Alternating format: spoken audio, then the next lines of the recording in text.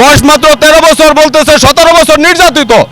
এখানে আপনারা জানেন যে 5ই আগস্টের পরে আজকে এই বিএনপি কার্যালয়ের সামনে, নয়াপল্টন অফিসের সামনে আজকে আসার উদ্দেশ্য একটাই, যে আমরা অনেকেই জানি যে 5ই আগস্টের আগে যেসব লোকেদের কোনো খবর ছিল না, বয়স মাত্র 13 বছর, বলতেছে 17 বছর নির্যাতিত।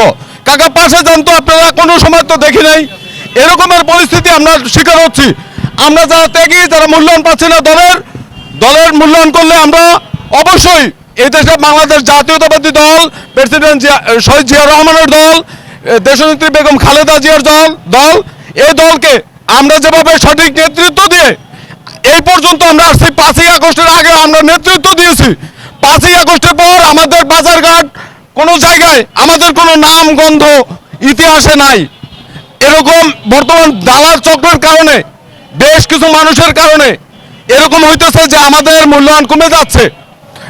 আমি জনাব তারেক রহমান, বিএনপির অ্যাক্টিং চেয়ারম্যান জনাব তারেক রহমানের কাছে একটাই আবেদন করছি যে আমাদের যারা দলের জন্য সংগ্রাম করেছে, দলের জন্য রাজপথে রক্ত দিয়েছে, যারা জেল খেটেছে, ঘরে ঘুমাইতে পারে নাই, যারা অশান্তিতে ভোগ করেছে, ফ্যামিলি নিয়ে দুর্গতিতে রয়েছে, এদের জন্য দল থেকে যেন অবশ্যই মূল্যায়ন করা হয়। দলের মূল্যায়ন করলে, দলের মূল্যায়ন পেলে এরা অবশ্যই ইনশাল্লাহ আগামীতে এর খুব ভালো একটা পর্যায়ে নিয়ে যেতে পারবে ইনশাল্লাহ, এটা আমার বিশ্বাস। রিক্সাওয়ালা, শ্রমিক, দিনমজুর এরা পরিশ্রম করছে, তবে কখনো এরা 5ই আগস্টের আগে একটা চেয়ারের জন্য লড়াই করেনি, সংগ্রাম করেনি। আমরা 5ই আগস্টের আগে সংগ্রাম করেছি, মাথায় 3টা হকি স্টিকের বাড়ি, নাকের হাতটা হকি স্টিকের পিটারে ভাঙা, এই যে ফাটা, এই যে চাইনিজ চাবারের কোপ নিজের হাতে নিজে সেলাই করেছি। এই কষ্টের কথাগুলো আপনাদের আকাশ বাতাসের কাছে বলা যায়, মানুষের কাছে বলে কোনো মূল্যায়ন পাওয়া যায় না। এই মূল্যায়ন পেলে জনাব তারেক রহমান, বিএনপির অ্যাক্টিং চেয়ারম্যান, আপনি অবশ্যই এর মূল্যায়ন করেন।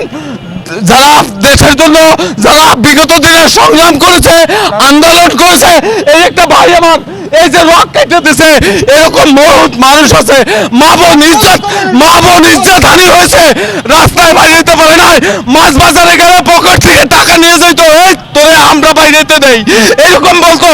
এই সেই বাংলাদেশকে আজকে নবনির্বাচিত হয়ে জনাব তারেক রহমান, বিএনপির চেয়ারম্যান, সে আজকে গদিতে বসছে, সে একজন প্রধানমন্ত্রী হয়েছে, প্রাইম মিনিস্টার হয়েছে।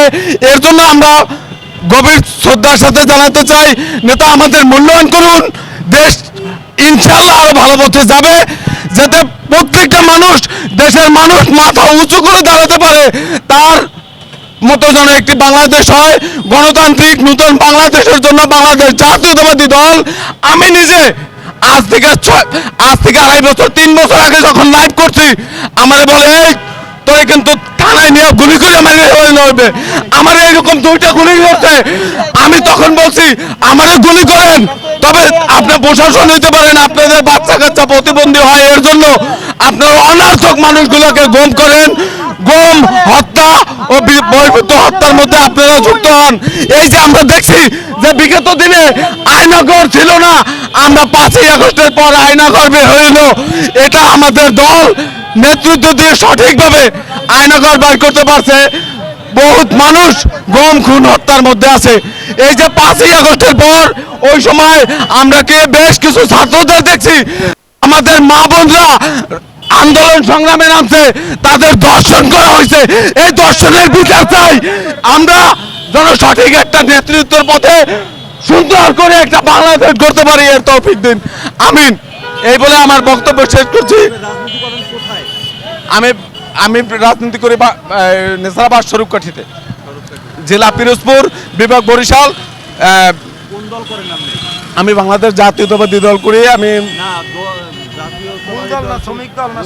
আমি শ্রমিক দলে ছিলাম, শ্রমিক দলে এখনো আছি। তাই আমি আজকে থেকে না, বেশ কিছু, আমি আজকে 13 বছর পর্যন্ত এই রাজনৈতিক পথে পা বাড়াইছি। আমার নাম মোহাম্মদ মেশকাত হোসেন মিরাজ খান, আমার ডাকনাম মেশকাত, আমার আইডি কার্ডের নাম মোহাম্মদ মিরাজ খান। আমি থাকি বর্তমানে মালিবাগে ব্যবসা করি, পেশা এখন বর্তমানে ফলের ব্যবসা করি। আজকে আসছি এই নয়াপল্টন আসার মন যাক, যে এর জন্য বড় ভাইয়ের বসাইয়া দোকানে আমি এর জন্য চলে আসছি। আমি মাঝে মধ্যেই আসি নয়াপল্টনে।